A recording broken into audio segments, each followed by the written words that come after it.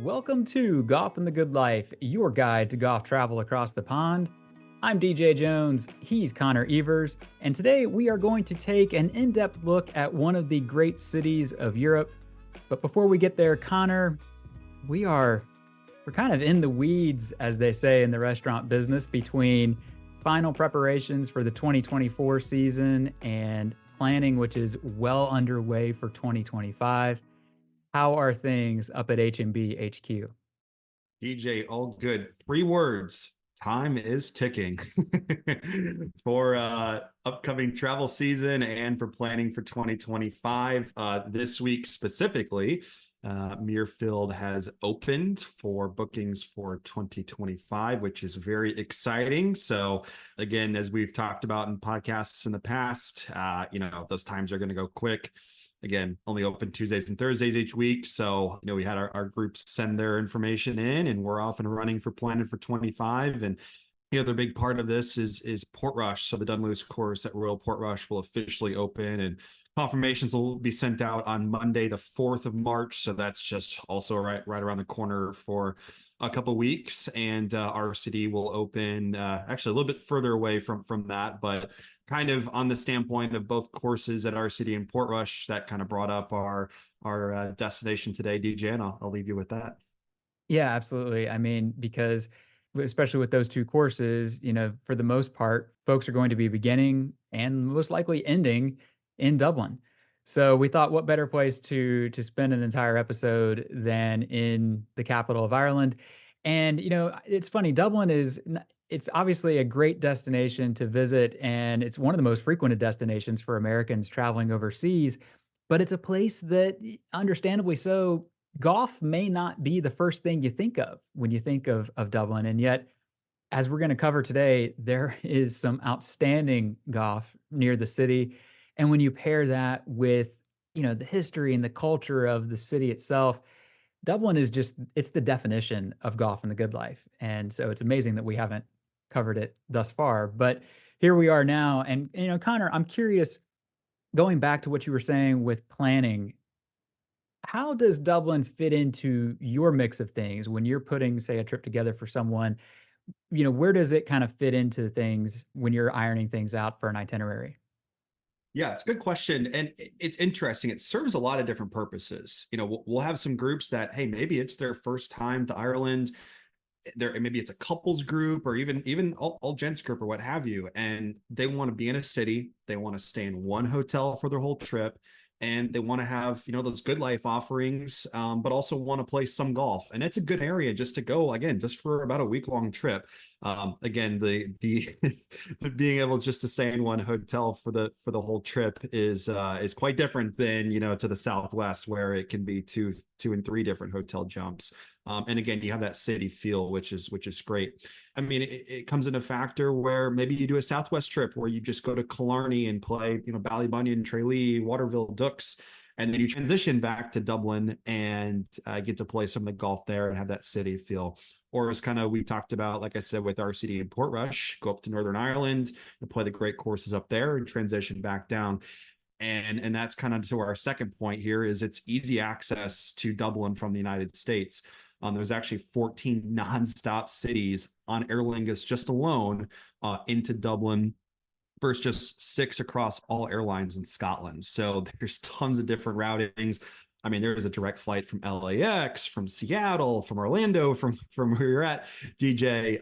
Cleveland just started one as well. So there's a lot of different point-to-point flights on Aer Lingus into Dublin. And that's not even including your other major U.S. airlines of United and Delta and American as well. So there's plenty of opportunities to get there. And a lot of times your arrival and departure is in Dublin. So that's kind of, again, why it's the main factor. Kind of when it more comes to the planning side of things, when it comes to golf, there are a lot of restrictions in the courses around Dublin, which we'll talk about today. We'll talk about a little bit more than a list, but kind of the major courses around the area / the major kind of restrictions. Again, this is kind of the planning standpoint of things is you can do a trip up to, to say the Southwest Ireland and, have those great visitor times at Ballybunion and Tralee, and you're playing at 10, 11 in the morning, all good.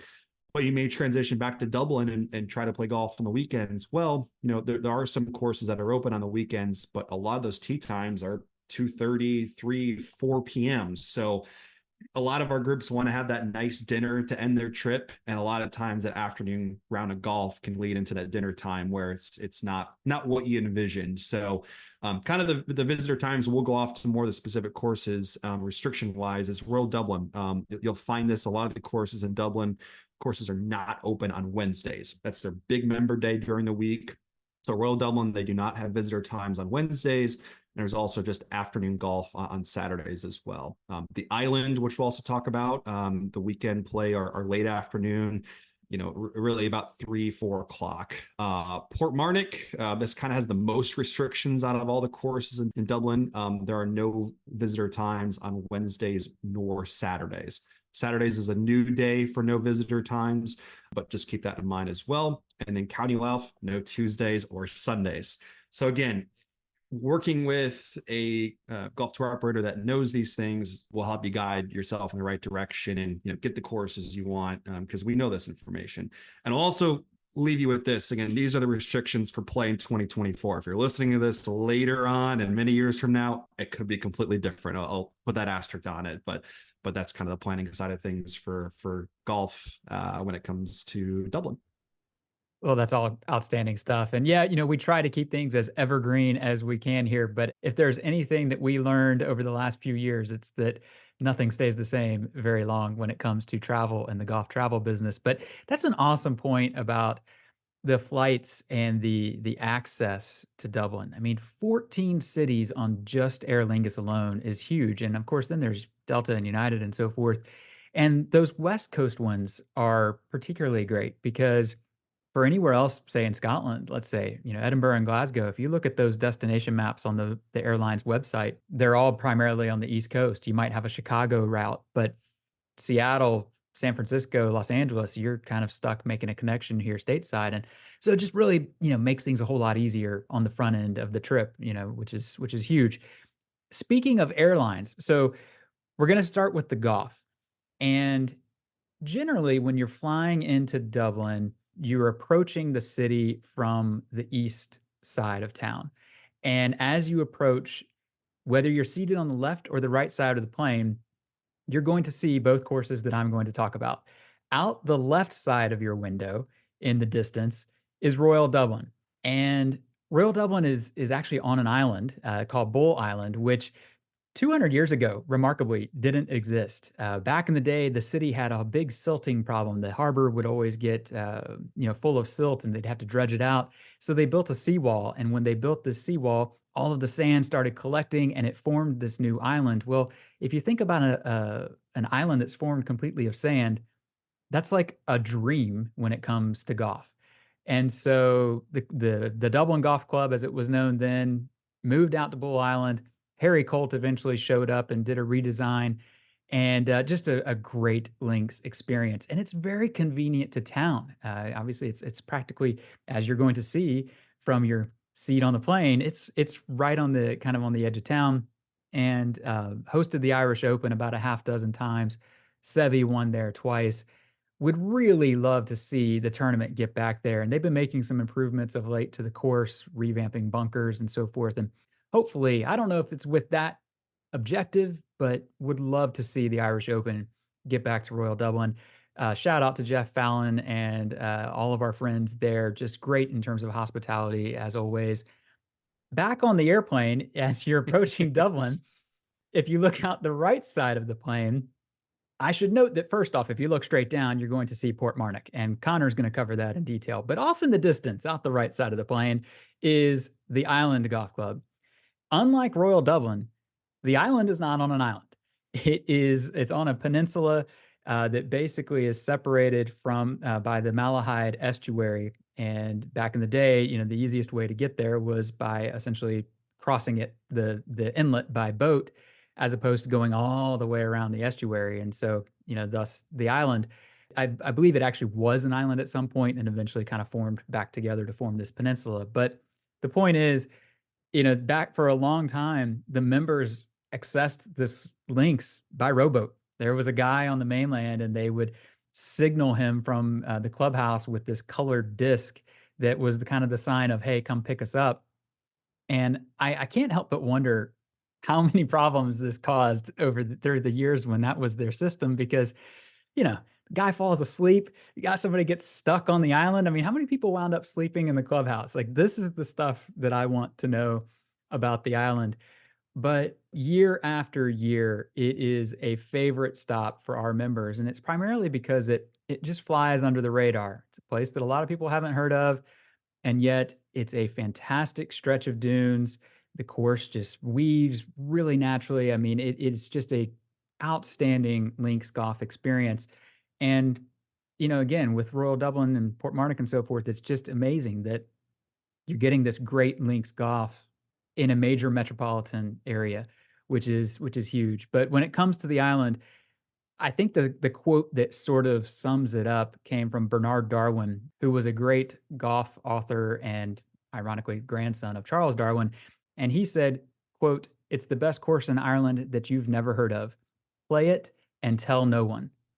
And that's just perfect for the island. Obviously, we can't oblige. We're out here telling everybody we can about how great it is. But, two courses that should not be missed. But yet, Connor, there's still more links golf to be found in Dublin.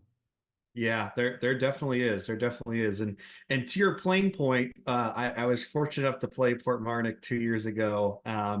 And essentially, you're and after every single golf shot, you look up and there is a plane landing or taking off right above you. So again, all these courses are very, very close to the Dublin airport. But yeah, to Portmarnock, a lot of people, kind of the experience and what have you, is say it's kind of the Muirfield of Ireland. Maybe a hot take, but I would agree with it. I mean, when you pull to the gate, it's a gated property, so you actually have to dial in and say your name and where you're playing and stuff. So you kind of get those same kind of feels of exclusivity, if you will, at Portmarnock. But I really enjoyed my round. I was fortunate enough to play with my three coworkers from Adair when I worked there, so that was a great treat. The other kind of special thing about Portmarnock is they actually have 3 9-hole courses there. There's actually an experience we can play all three in one day, so a 27-hole day. But Portmarnock specifically, it's a 19-time host of the Irish Open. And they are actually a big club that hosts a lot of events, which is great. And it's a championship style facility, from the practice facilities, the course, the club, what have you. It's a great place to host. And as Waker said, if you have an international event, it's easy to get to out of the Dublin airport. But they are hosting the Women's AM this summer in June, which is fantastic. And kind of one of the special holes is the 15th. It is a great par 3. If you look on social media or online and photos of Portmarnock, this picture of this par 3 always comes up. It's along the beach. Ben Crenshaw, after winning the Irish Open at Portmarnock, called it the shortest par 5 I've ever played. And funny enough, DJ, I made a double bogey on the hole when I played it. So that lives up to that quote. It is so hard. I mean, I think we were playing the winter tees, so I honestly think I hit a pitching wedge and hit a good shot, just left of the green, came way down. And one of those where you try to get cute with the chip shot. And, as a lot of caddies tell Americans, do not use your high lofted wedge, just get that putter and get it on the green. If you make bogey, it's great. To be frank, I made a really good double with the pitching wedge on my first shot. So, it's a great experience. Funny enough, Portmarnock, if anyone's played the ocean course at Kiowa, really reminded me of that. The course is essentially, it's a really easy walk. It's actually very, very fair. It's not hilly compared to island, like what DJ just talked about, a lot of dunes. It's fairly kind of flat, but there's a lot of nuances in the fairway. You can look up, hit a great tee shot, kind of like what we talked about on the Dornick podcast, hit a great tee shot, pick up your tee, start walking, and bang, you're in a fairway bunker or you're in the rough or not where you intended you were thinking about being. So it's a great experience. I'd highly recommend everyone going and playing it. The visitor experience is really good.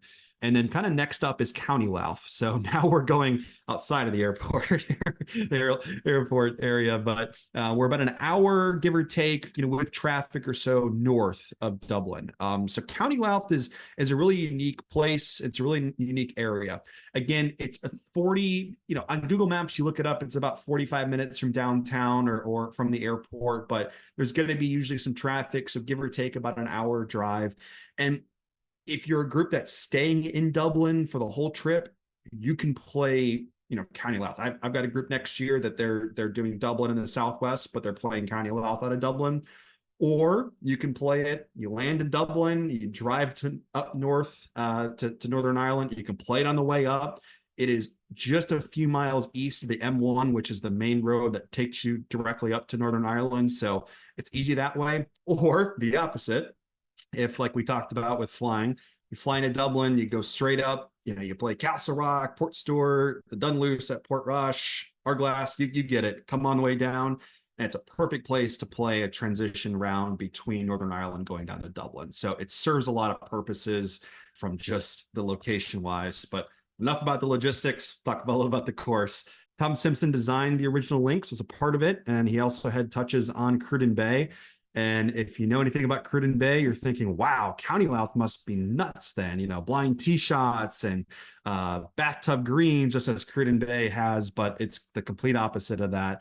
It's a very subtle course. The front nine is excellent, and just kind of like Portstewart. And a lot of the group's feedback as well is the greens are extremely subtle, but have a lot of nuances to them. And a lot of groups will say that they are sometimes the best greens that they putted on in all Ireland. So I would say that's kind of the key factor there.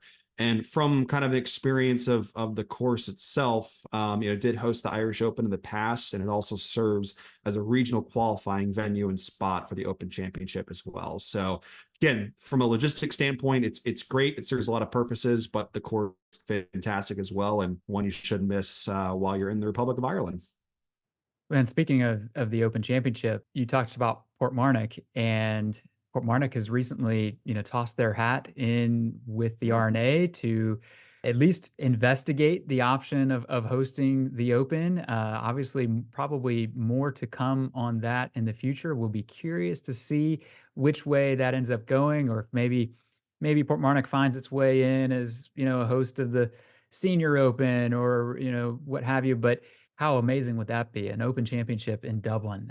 That's pretty outstanding. But in County Louth, you mentioned hosting the Irish Open. I think that's where Shane Lowry won as an amateur, Correct. which is really cool. So wrapping up the golf in Dublin, there are a few other places that we just couldn't not mention. Number one happens to be the European Club. Pat Ruddy, who's a great Irish architect, did Sandy Hill's links up at Rosapenna. He built basically his personal course at the European Club. All of it came from his vision and his hands and so forth. You show up to the European Club, you're probably going to meet either Mr. Ruddy or a member of his family, which is just a really unique thing. Course has 20 holes, 2 extra par threes. You might play them all.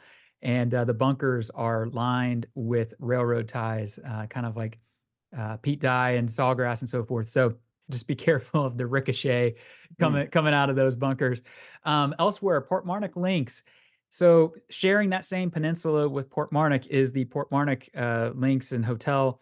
The course is now known as the Jameson Links.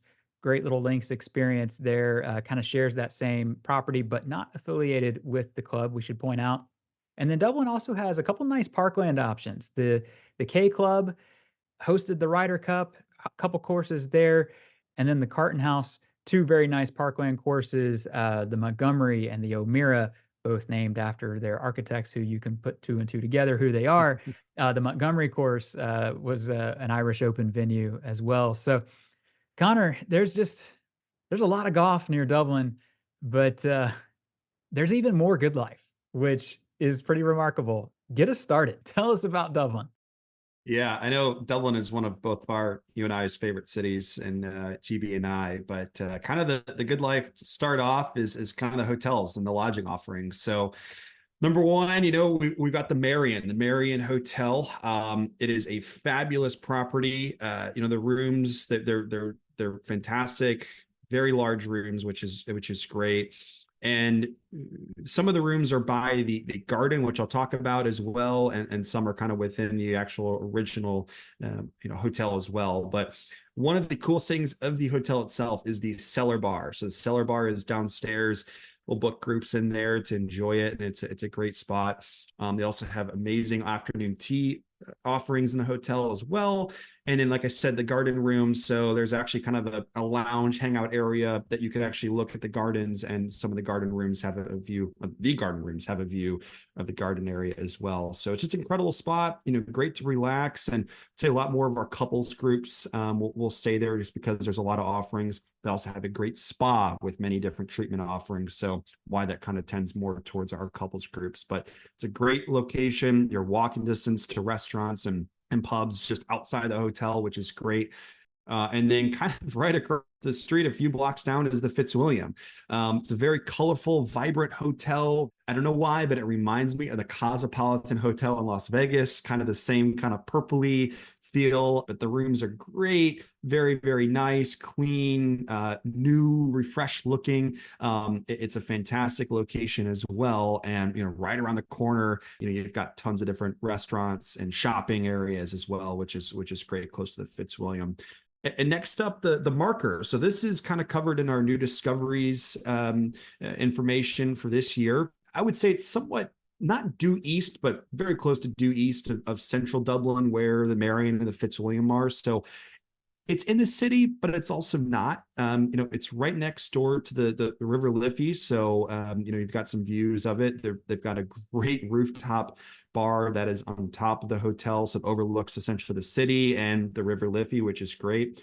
The best about the marker is it's right next to the M50, which connects to the M1 and will bring you, closer to the Gulf, Portrmarnock, Island Royal, Dublin, and then County Louth, and all the way up. So if you look online, Portrmarnock, they're going to say it's a 15-20 minute drive from town. It's a lot longer than that, especially if you're being in central Dublin, but being at the marker a little bit more closer to the interstate, it's actually more like 15-20 minutes. So those are kind of the three kind of hotel offerings that we'll use in the city, which are great. And another thing that I would recommend is just get a walking tour when you're in the town of Dublin. I found the older I get, the more I appreciate that, instead of going online and finding a guide, or as DJ likes to say, go on Chat GPT and tell you what to do. Getting a local that knows the area, knows historical factors, you get so much more out of it.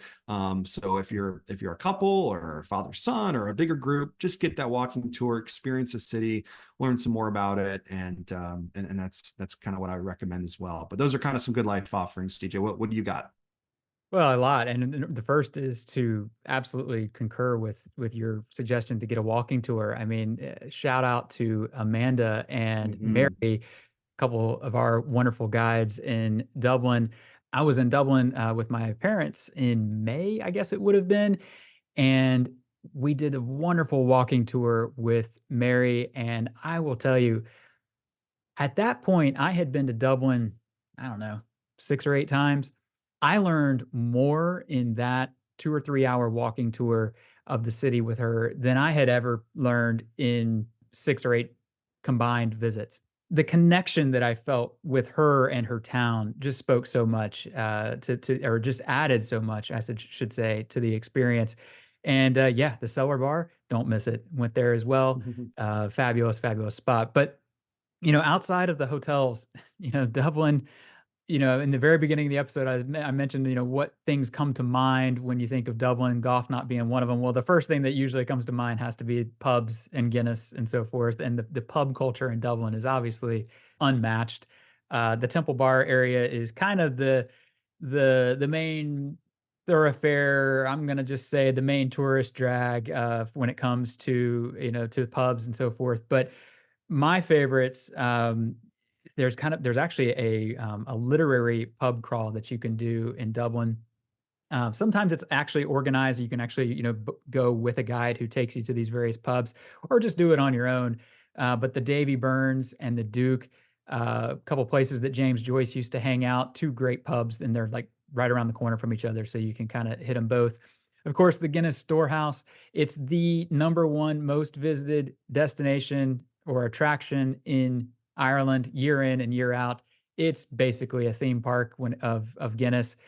It's one of those things, if you've been once, you've been, but if you haven't been, yeah, sure, go ahead and knock it out. The Gravity Bar upstairs by itself is worth the visit. It's probably going to be jam-packed when you're there, but that's just all the time. But the view, from up there is pretty outstanding. I actually just visited the Teeling Distillery and was thoroughly impressed with that tour. When you think Irish whiskey, you would assume that Dublin has various distillers and so forth, and the fact is they actually most of them had left town, through the years. Teeling has kind of brought it back to the heart of the city. Wonderful tour. And then my last one is going to be the Trinity College Library. It is another very big attraction, mostly because of the Book of Kells, kind of this ancient book that's there on display. But the room itself is absolutely stunning. I'm not going to be able to capture it in the scope of a podcast. It's just one of those things you have to go see. But I will point out that they are in the midst of an extensive renovation, and they are actually, I was just reading up on this. It was supposed to close at the end of last year. It turns out they're going to close the room at the end of this year, 2024. But when I was there in May, almost all of the books had been removed. So it's a very different experience than it was the previous times I've been, where you've got all of these ancient texts that are on these bookshelves. As part of the renovation, if you go to the Trinity College, it may not be quite what you see in the pictures online, but it's still a place that shouldn't be missed. But Connor, we've kind of checked the boxes that Chat GPT might spit out when you ask it things to see in Dublin. I'm curious. You mentioned your past trips. What are some of your favorite spots in town? Yeah, so I've been fortunate enough to been to Dublin 3 times. One just kind of passing through very quickly, but the other two are more significant trips. And my first trip would have been 2017, and I went to a few places, but the Jameson Distillery was on that trip, and it's a great time. I'd recommend it if you're into Jameson. You learn more about the actual whiskey, the history of it, and my favorite thing is you actually get to taste the different whiskeys from they give you actually Jack Daniels and they're like, hey, this is what it compares to, American whiskey compared to Jameson. So it's a little cheeky how they set up kind of the tour, but it's a great time. They've got a great bar in there, and there's also a couple of restaurants that are close by as well. They're not a part of it, but everything is really close on Bow Street there. And my kind of other favorite spot would be the Harry Lemon Pub, which literally is, I mean, a 1 to 2 minute walk from the Fitzwilliam. It's right around the corner. And it is just the quintessential Irish pub. They have live music almost every night. Kind of funny story. So my dad and I were there in 2022, fall 2022. And, it's actually the last night that he was in there. I was staying in Dublin and what have you for a little bit longer, and then transitioning into Scotland, but he was flying back to the States. Well, so we're like, yeah, let's go out to an Irish pub. And he has an early flight. So I'm having a pint. He's having some beer as well. But he's like, I'm just gonna have a half pint of Guinness. Well, the bartender that was working the night, she was absolutely hysterical. And when I asked for a pint, all good. When my dad followed up and asked for a half pint, it was like it was game on. She was just going to give him crap the whole night, and she did. And it was just great. Like, why this isn't a proper pint? Get out of here, stuff like that. I'll keep it PG of what was said, but it was great. And just things you don't get, back here in the States. So Harry Lemon's great. Like I said, quintessential Irish pub, live music all the time. They've got sports on, football, soccer for us, but football over there and what have you. So definitely recommend it, especially if you're staying at the Fitzwilliam. I mean, it is it is right around the corner. So those are kind of my favorite spots, DJ. Well, some great ones, and obviously, yes, I've got a few as well. John Kavanagh, the Gravediggers, is a pub that's it's slightly removed from town. It's up by the National Botanic Garden, and it's next door to a cemetery, which is kind of where the name comes from. But It hit my radar because it was a place that Anthony Bourdain visited during one of his Mm. trips to Dublin, and so I decided to head up there with my parents on that same trip here back in May, and you go in and they have got a table that says chef's table, and it's got a candle, and it's got some pictures of Bourdain, and it's got a note that he left, the chef. But what I was most impressed with was the food itself. Absolutely blown away. It's no wonder that he went to this place because you walk in and you think, "Oh, that's just gonna be standard pub fare." Absolutely not. The food was absolutely stellar. So if you're up near the Botanic Garden or if you're walking around the gardens, it's a great spot to pop in for lunch. The Little Museum is another little favorite spot. It's, as the name, kind of tells, it is a little museum that's inside this old, townhouse that's been renovated, and it's wall to wall memorabilia from all kinds of stuff. I mean, Dublin's history, President Kennedy's visits, all sorts of things. And but you go through the townhouse or through the exhibit with what can only be described as a guide slash actor, because they tell you the story of Dublin in this very theatrical way. I mean, it might be a little campy at times, but it was just so fun, and they were just so passionate about the story that they were telling. And there's an entire room dedicated to U2, wall to wall U2 memorabilia. So if you're a U2 fan or just love music in general, it's worth the visit just for that. And then my last one, of course, I have to work in a mention of Murphy's ice cream. If you've listened at all to this podcast, you've probably heard that I'm a bit of a sweet fan. Murphy's was founded out in Dingle. There's one in Killarney. Well, there's one in Dublin as well. So I never miss it when I'm in town. But Connor, we covered a lot of ground here in this episode. Any final thoughts or anything we missed before we wrap it up? I don't think so, DJ. I think we hit it all. Kind of final thoughts too. I mean, like I said, Dublin's a great city. You can have a one-off trip where you just stay there and hang out for a full week, or put it into factor if you're going to the Southwest or even the Northwest or Northern Ireland, and even they even say that anywhere, or go to some Scotland and come over for a little bit as well. It's a great spot, and the logistic standpoint is great. Even with the flights, to and from, there's a lot of major airports, like we said, in the States that'll go, right into Dublin. So it's a great spot, and thoroughly enjoyed our experiences there, and hope everyone has great experiences in Dublin as well. Absolutely. Well, obviously, again, we covered a lot of ground. So we are going to link to all kinds of things in the show notes. If there's anything you want to learn more about, obviously visit there. But also, as always, if you have any questions, shoot us a DM on social media or send us an email, golf@haversham.com. But otherwise, thank you for tuning in. We will be back again soon with another episode. But until then, we wish you plenty of golf at its finest and life at its best.